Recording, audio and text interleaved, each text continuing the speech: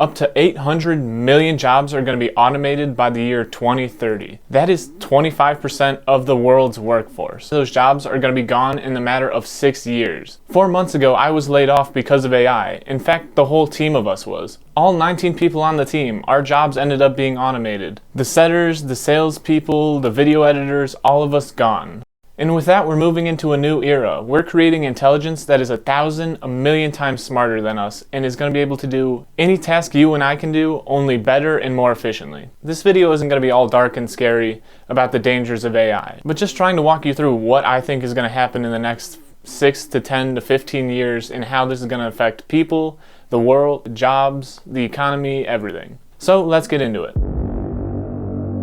2 years ago, people thought that we were at least 10 or 20 years out from making something that actually is going to be able to take people's jobs and have a free will and be able to do any action it chooses to. But boy, were we wrong. ChatGPT was released over a year ago. Just think about how crazy the acceleration has been on AI. Like, this is a video of Will Smith eating pasta, and this is a video of what AI can do right now. The results are mind-blowing. It's only been a year. People didn't think we were going to be able to generate videos with AI for another 5, 10. And that's not even counting the robots they're trying to put in real life, like they have in Japan, or what Elon Musk said, where he thinks in the near future, humanoid robots are going to overtake our population. Now, that's not going to happen in the next 2 or 3 years, but on a 10 to 15 year time scale, that is entirely possible. And the US isn't the only one focused on this. Every single country is trying to work on making AI robots that can do the jobs of hundreds of thousands of people. So what's going to be AI's impact on employment? How is this going to affect the general workforce? Like, I already said that I was laid off. I know 19 other people that were laid off due to AI. But what is actually going to go down in the next few years? It is entirely possible that AI will start automating so many jobs. Like, you've already seen what ChatGPT can do. But there's also AIs that watch the work you're doing on your screen, and it writes code to be able to do that exact same work. So if you thought, oh, I have a computer job and it's kind of complicated, it won't be automated. These things are able to study you and mimic your every single move online. I know I'm going to be saying it a lot in this video, but I don't think anybody ever thought that this would happen this soon. Google recently just released a paper, and they studied healthcare workers without using AI, with using AI, and just AI on its own. And the thing that was able to actually interact with patients the best and diagnose their conditions the best was AI. Not humans with AI, not just humans on their own, but just the AI in general. We're gonna have robot nurses like in Star Wars very soon. Hell, when I'm not feeling good, instead of going to WebMD, now I just ChatGPT my symptoms. And it tells me to see a doctor every time, which I'm not gonna do for a sore throat, but it's pretty good at actually being able to diagnose and tell you what's going on and what your next step should be. Now, I'm not going to speculate on what sectors of the workforce can and will be automated, but from throughout watching this video, it seems pretty evident that no sector is safe currently right now. Unless you're like a plumber or something, but even 15 years down the line, when I'm 40, what's going to happen, you know? And I know what some of you might be thinking. Isn't AI just going to make us more productive so we can do work more efficiently, quickly, and get more things done? And yes, it's going to increase efficiency like crazy. But that might mean you don't have to be in the picture to do that. That might mean that you are actually the one that's slowing down the process. But also, many more jobs will be created from AI. Like, do you remember in Johnny Depp's Willy Wonka when the dad was replaced by the robot and then he got the job to fix the robot? Those are some of the jobs that will be appearing in the near future. The 40-hour work week has only been around for the past 150 years, since the Industrial Revolution started. But before that, people just kind of had trades. They were farmers, blacksmiths, traders. Nobody had a set schedule of hours of when to work and when not to work. But when the Industrial Revolution happened, and then people were forced to go to work and start making money, this changed everything. And so since there was a time before the 40-hour work week, there'll obviously be a time after it. And many people are speculating that AI is going to create this change. There are a lot of people right now that think this is going to lead us into a new renaissance, where humanity is flourishing alongside the robots. There's no more scarcity, you don't have to worry about money. And I know that kind of sounds utopian, and it is, but it's very possible. We are creating a new life form right now, and we have no idea what's going to happen. Work is going to change drastically. Maybe instead of working 40 hours a week, you're just going to work 4 hours a day on something that's actually meaningful to you. And if you think, if I don't have a job, what am I going to do for money or food? The hope is that people find a calling and a purpose to life instead of just being stuck inside an office for 40 hours a week. Another reason the 40-hour work week might be ending is because, unlike humans, AI doesn't require sleep at all. It doesn't need a lunch break, it doesn't need a smoke break, it can work while you sleep. The amount of work that's going to get done by these robots is going to be insane. Which is why people think we're at the beginning of a new renaissance right now. With the rise of remote work and the gig economy, those have already put a few nails in the coffin that is the 40-hour work week. And now with the rise of AI, that just might be the last one. The future of work may look scary, but if you just imagine for a second a future where everybody is able to do what they want, when they want, people are going to be able to pick up new hobbies, go for more walks, not have to stress so much about their life. This is the future we could be headed towards if we steer the earth in that direction. Anything is possible. We talked about job loss a little bit, but the job creation that is going to happen from this new boom is going to be ridiculous. People are going to be able to create any type of video they want. People are going to be able to build any type of business they want. A lot of people are speculating that in the next 5 years, there's going to be a one-person business that has $1 million valuation, all through just one person and their AI doing all of the work for that company.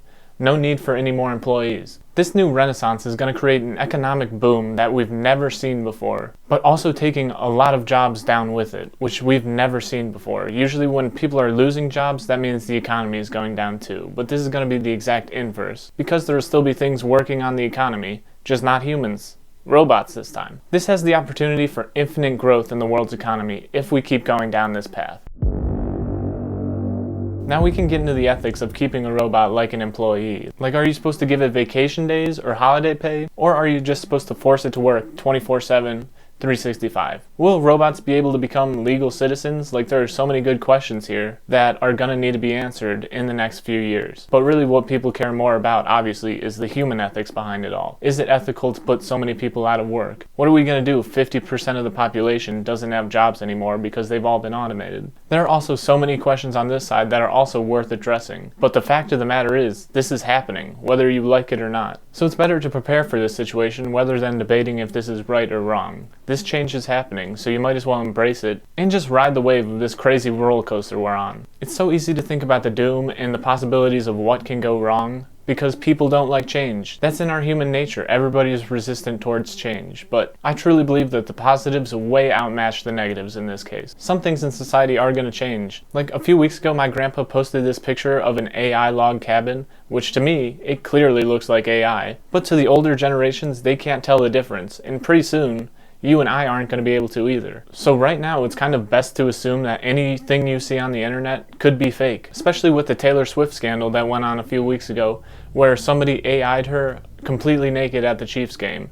Which is horrible. Those pictures were sent all around the internet, and so we need to construct our algorithms and make sure that stuff like that can't happen. Like, there should obviously be punishments for people who are trying to take your likeness and your name and use AI with it and create something new. Like, I'm sure you guys see the ads of Joe Rogan or Andrew Huberman, which are completely AI dubbed and fake, but they make them seem like they're promoting their products. And that's just something we're going to need to get so much better at stopping. And in this ever-changing world we're going through, laws and policies aren't being updated or changed quickly enough to keep up with this fast pace of growth we're going through. Andrew Yang in 2020, when he was running for president, this is one of the main pillars he was running for. He wanted to start giving every citizen of the US UBI, which is Universal Basic Income, because he knew this automation was going to start taking place. And 4 years ago, nobody believed him, and nobody voted for him because they all thought it was a joke. But now that it's actually here, things like that are starting to look like they might be necessary. Who knows? And SAG just partnered with an AI voiceover company, which the actors were on strike for months and months and months, trying to not let AI take their jobs, which wasn't agreed to. They just got their money raised. And then immediately after, SAG goes and partners with an AI company that now could potentially replace all voice actors. These things are happening and they're moving very quickly. I don't know if I'm the most qualified to speak on the regulations of AI, but from my point of view, open sourcing a lot of the models and democratizing AI, I think will propel us more into this prosperous future than if we just regulate the fuck out of it and only allow 3 or 4 companies to have a major AI.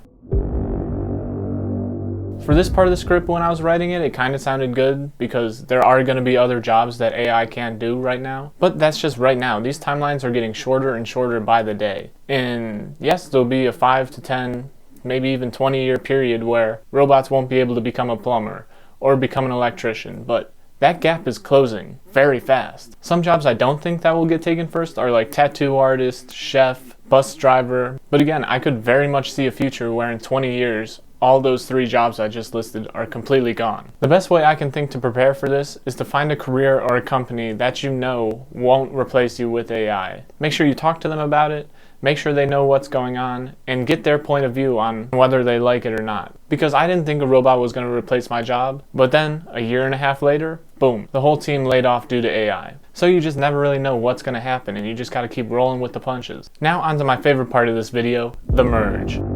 It is very evident that AI is going to be better at humans than almost everything. And the old saying is, if you can't beat them, you might as well join them. And that's exactly what Elon Musk is working on right now. Neuralink is a little chip that he's implanting in people's brains so they can interface with computers and technology at insane speeds. Like, the reason you can't work faster is because you have to type things on a keyboard or move a mouse around. But if you're able to think about it and it happens, that is going to be the only way we're going to be able to keep up with these AIs. With how insanely powerful they are, the only way we're going to be able to compete with them is by merging with them. Which I know a lot of people don't like to hear that, but it's kind of exciting to me. I don't know if I'll be the first one in line for Neuralink, but I see completely how you're going to be able to do so much work with it than without. You aren't even going to be able to compare the two. So I hope this video doesn't scare you, but this is the real world we are facing in the next 10 to 15 years. And it's always better to prepare for it and know what's going to happen than to just go into it completely blind. So even though there are going to be so many changes, and the world is going to change in ways you couldn't have even imagined, it's all going to be okay.